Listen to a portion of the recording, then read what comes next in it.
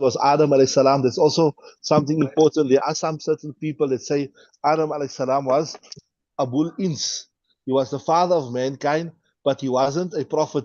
But the correct belief, according to us, the Ahl Sunnah wal Jama'ah, is that Adam alayhi salam was a prophet. Adam alayhi salam was a prophet. Then the next major prophet was Nuh alayhi salam, and then it was Hazrat Hud alayhi salam, Salih alayhi salam, and then the third one was Hazrat Lut alayhi salam, right? So Hazrat Lut alayhi salam, we mentioned yesterday that these people, they were just outside Baitul Maqdis in a place called Sadum, and this was very, very fertile and beautiful land. The people living there enjoyed a great deal of pleasant conditions, and normally pleasant conditions supposed to bring somebody closer to Allah subhanahu wa ta'ala. It's supposed to, the more you Allah ta'ala bless you, the more you're supposed to turn towards Allah subhanahu wa ta'ala. But unfortunately, what has happened is, it turned them away from Allah subhanahu wa ta'ala. So we done that introduction. Today we will do the actual verses from the kitab. Inshallah, I can read from there, inshallah. And now, will you run to the toilet? Bismillah, read. That وَلُوطًا إِذْ قَالَ لِقَوْمِهِ from there, inshallah.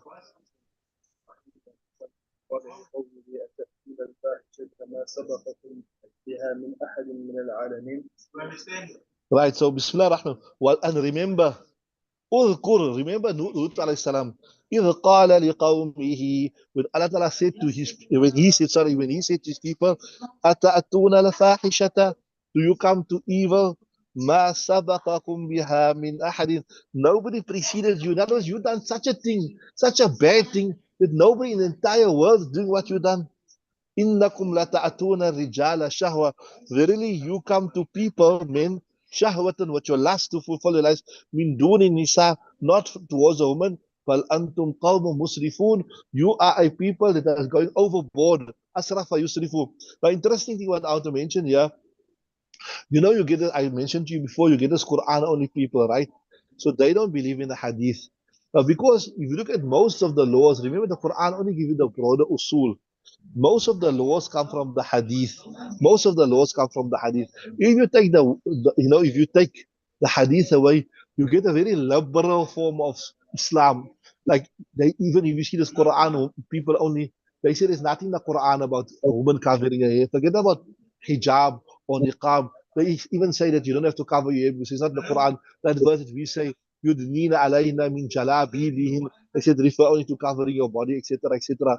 So the point I'm just making is this: they promote a very, very liberal portion form of Islam because most of the laws come from the Hadith. Are you with me? So even here, because they are so liberal mindset, those verses that seem like a bit harsh, so to say, as they seem harsh, they're interpreted in very funny manners. That is now. Remember, yesterday we done in our Aqidah period. That person who interprets a basic of Deen contrary to the orthodox and understood meaning is called a mulhid. Remember. And a zindiq is that person who does not accept certain important aspects of deen, but he doesn't make it known. He obfuscates the facts, right? So these Quran people, I'll just give you two examples of this Quran people only where, because of their liberal mindset, they're not ready to accept certain verses of the Quran. This is one. They believe because they're liberal mindset, so they say that if a man wants a man or a woman wants a woman, then it must be fine. But now they got a problem here. What is their problem? إنكم لتأتون الرجال شهوة من دون النساء that you come to men to fulfill your lust. So what they done? They put their own things in. They say no, this was rape. They said it was rape. Only when it's rape, it's not permissible. But if it's consensual, it's permissible. Now they claim they follow the Quran. Where in the Quran is there any mention about rape and consensual? There's no mention. So they claim of following all the Quran rings hollow. They say that they mock us and say you follow the hadith, you follow man-made hadith, but we follow the Quran. You don't follow the Quran yourself. The Quran is clear and emphatic that Allah Ta'ala criticizes men that comes to men. إِنَّكُمْ لَتَأْتُونَ رِجَالَ شَهْوَةً مِّن دُونِ النِّسَاءِ. There's no verse here that you come to the men forcefully. إِنَّكُمْ لَتَأْتُونَ كَرْهًا or something like that. There's no word like it. It's just that you come to the men. So they claim that they follow the Quran even hollow. It is hollow because, right? And do the nisa, and you don't go to the woman. That is, you don't go to the woman in the halal manner to fulfill your desires. So the Quran is quite clear, and the Quran is quite emphatic that whether it is forceful or whether it is consensual for a man to go to a man is not permissible. And from that you can understand by extension for a woman to go to a woman also will not be acceptable. Will not be acceptable. Are you with me? Okay, read the actual verses now.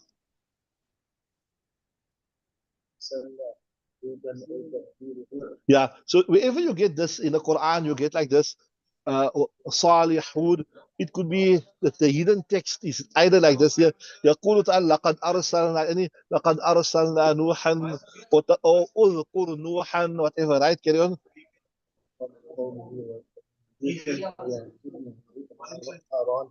Right. So yeah, لوطا إذ قال لقومه ولوط هو ابن هاران. Who was Lut alayhi salam? He was the son of, right? He was Lut ibn Haran. Ibn Az, he was the son of Haran, who was the son of Azar. Now, interesting here, in the verse in the 16th parah, Allah Ta'ala speak about Azar. Who was Azar? So normally we understand that Azar was the father of Ibrahim alayhi salam, although some narrations say that Azar wasn't the father of Ibrahim alayhi salam. He was the uncle, but he was the guardian of. But whichever way, if Azar was the father, or even if Azar was not the father, he was the uncle, but then he is still, you can say by extension, he is the nephew of Ibrahim alayhi salam, right?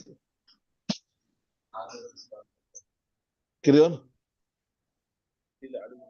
So he was wa ibnu akhi. So if you go with this explanation that Azar was the father and Haran was the brother, so it means it is his brother's son, which you say his nephew, right? So although I tell you some explanations say Azar wasn't his father, Azar was his father's brother or his guardian.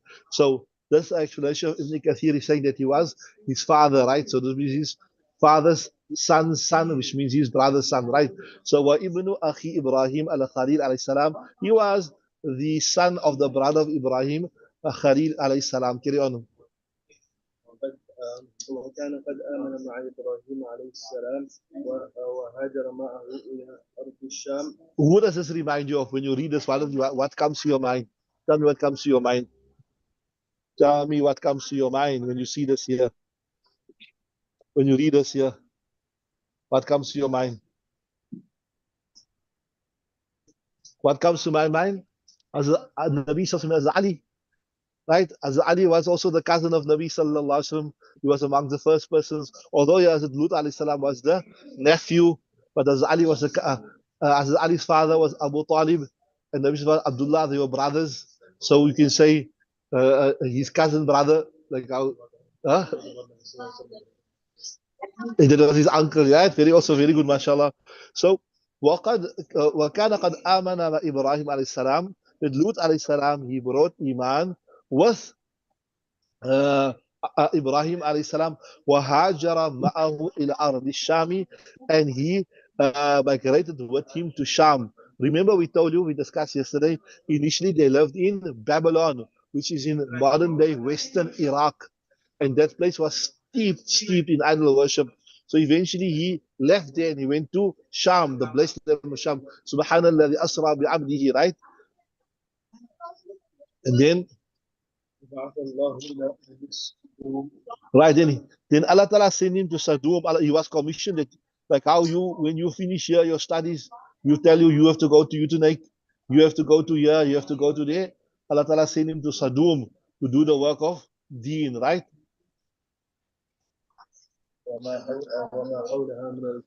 And what is around from the town. So this was where he was going to, right? يدعوهم إلى الله عز وجل بأمرهم بالمعروف Right. أمرهم بالمعروف يدعوهم إلى الله عز وجل. He will call them towards Allah subhanahu wa ta'ala. ويأمرهم بالمعروف. So you see, what you learn from this here. It's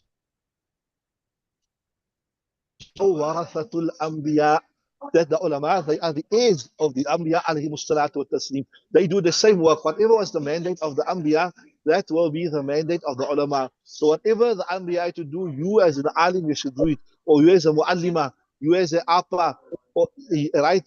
What you going to do? يَدْعُوهُمْ إِلَى اللَّهِ عَزَّ وَجَلَّ, will call them towards Allah Ta'ala, not only towards the dunya, your whole life, your whole everything must be focused towards the dunya.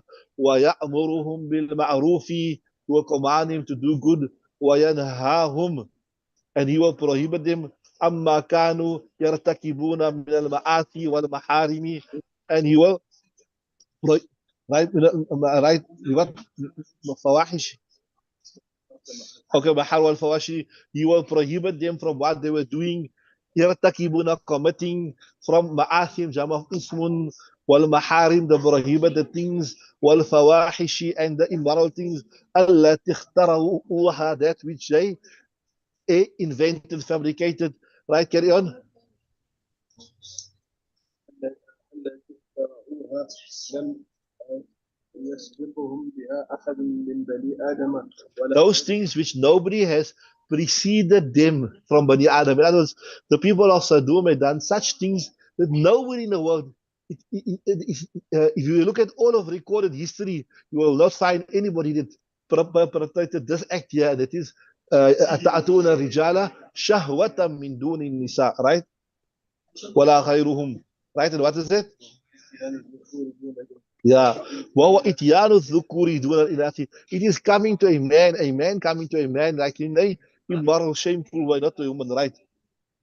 وهذا شيء لم يكن بني آدم تعهده ولا تألفه. Yeah. وهذا شيء لم يكن بنو آدم تعهده ولا تألفه. This was something which Banu Adam, that means mankind, right? They were not habitual of doing it, and they were not familiar with it. It was something totally new, right? ولا يخطر ببالهم. It's something never passed by their mind that you can do such a shameful, evil act, right? حتى صنع ذلك أهل السودان عليهم لعن الله. عليهم لعائن الله. I think لعنة. So until the first, right? حتى صنع ذلك أهل السدوم, to the people of Sodom, right? They done this. عليهم لعائن الله. May the curse of Allah Ta'ala be upon them, right? قال عمرو بن دينار في قوله. Right? Remember when you got the vowels Amr, right? The مفاعل. قال عمرو بن دينار. قوله ما سبقكم. قال عمرو بن دينار في قوله ما سبقكم يا من أحد العالمين. Abdul Dinar, with regards to this verse, says nobody preceded them in this act, in this vile abomination that they done, right? Nobody in the entire world preceded them to this act, right? Carry on. ذكر على ذكر حتى كان يوم لوط. Yeah, naza yanzu means like to procreate or to copulate, whatever. Ma naza dhakarun ala dhakarin hatta kana yawmu lutin. That until this point in time, no male copulated with a male until the people of Lut alayhi salam came. So remember, Lut was now already, maybe already a couple of hundreds of years after Adam alayhi salam, right? وقال الوليد بن عبد الملك لولا أن الله عز وجل قص علينا قبر قوم لوط ما ظننت أن ذكرا يعلو ذكرا. Yeah. So this Walid ibn Abdul Malik, he was one of the Umayyad Khulafa. He say, look here, if it was not that Allah Ta'ala spoke about this, I would find it difficult to believe that a whole community can jump onto a community, means that the whole community can be taken to such shameful and evil acts. It's difficult for me to believe. But only because Allah Ta'ala is mentioned in the Quran. That's the only reason I'm believing it here. لولا أن الله عز وجل قص علينا خبر قوم لوط ما ظننت أن ذكرا يعلو ذكرا. I could not imagine in my wildest dreams that a man will mount a man. Carry on. And this is the reason why Musa spoke to them critically or castigating them. Criticizing. أتأتون الفاحشة ما سبقكم بها من أحد من العالمين. Are you coming to such a vile and terrible thing that nobody from the world preceded you in this vile thing, right? Carry on. إنكم لتأتون الرجال شهوة من دون النساء أي عدلتم عن النساء وما خلق لكم ربكم منهن إلى الرجال. إنكم لتأتون, you come to men شهوة, to fulfill your desires, not to women. أي أدلتم عن النساء. أدل عنهم, is to turn away, right? أدلتم عن النساء, you turn away from the woman. وما خلق لكم ربكم منهن, and that which Allah Ta'ala created for you. In other words, He created the woman for you. A woman's front passage was designed for copulation, procreation. A man's back passage, or even a woman's back passage for that matter, it has not been designed for procreation. It has been designed to expel waste matter from the body. So you're turning away from the natural way which Allah Ta'ala has created, and that is the reason why you pick up sicknesses and you pick up all funny diseases. Why? Because you're turning away from fitrah. فطرة الله التي فطر الناس عليها, the natural position upon which Allah Ta'ala created people. That's what He's saying there, right? أدلتم عن النساء وما خلق لكم ربكم منهن إلى الرجال. You're turning away from that which Allah Ta'ala created towards men, right? وهذا إسراف منكم وجهل. This is exceeding the bounds, and this is gross ignorance for you. لأن وضع الشيء في غير محله, because you're placing something in its wrong place. If you look at the explanation of zulam, zulam means to place anything in its wrong place. So you are turning away from something which is supposed to be in its proper place. You're putting it in its wrong place, right? لأن وضع الشيء في غير محله. And this is why Allah Ta'ala says in another verse, هؤلاء بناتي إن كنتم فاعلين, that Lut alayhi salam said to his people that these are my daughters. You can come to them in a halal manner. You can marry them and you can come in a halal manner. This is the proper way to do it. Not like what you are doing it, right? هؤلاء بناتي إن كنتم فاعلين فأرشدهم إلى نسائهم. So here in this, Lut alayhi salam was guiding him towards the fitrah, the proper way. فأرشدهم إلى نسائهم فاعتذروا إليه بأنهم لا يشتهونه. But they turned away from one because their minds were already corrupted. Their fitrah was already corrupted. قال لقد علمت لقد read the next one.